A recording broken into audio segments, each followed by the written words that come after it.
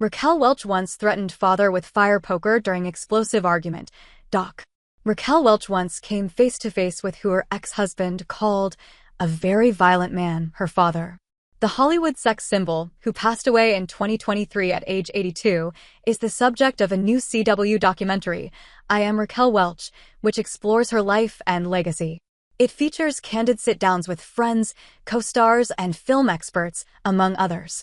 The documentary describes the actress and coveted pinup as a single mother of two who was living in between checks when she arrived in Hollywood.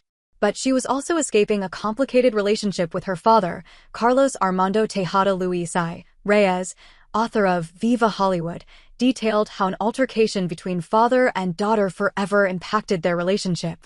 When she was 16 years old, something happened at the dinner table, Reyes explained.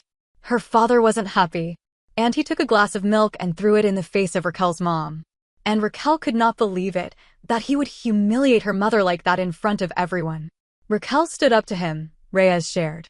There was a fireplace, and she took a poker, and she threatened her father with the poker.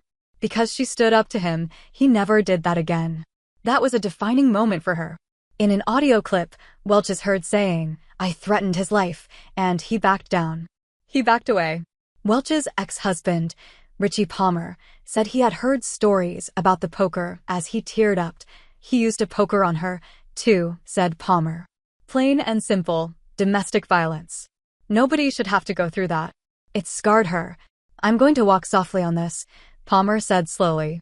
She loved him, admired, respected, feared this terribly violent man.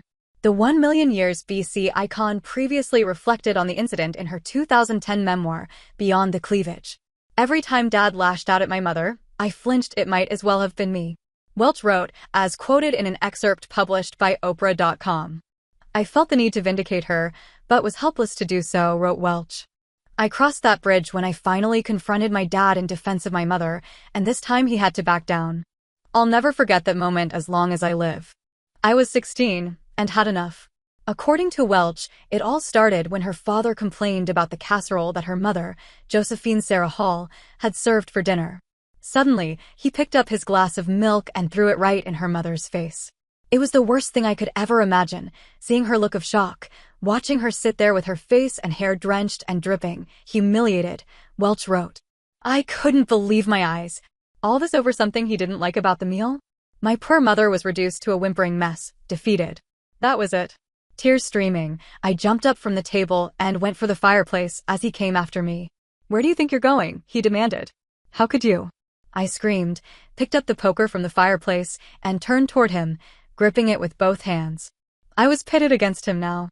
'If you ever do anything to hurt Mom again, I swear, I'll kill you,' I said, shaking with emotion. He glared at me and stood his ground. 'Calm down,' he said. I glared right back at him. 'Thank God, he backed away,' said Welch. 'I cannot believe I am telling this about someone I loved so much. Everything I did was to please him. But someone had to stand up to him. And as the oldest, that someone was me. We're opposites. I always thought my mother was almost an angel figure, a very gentle creature,' she said.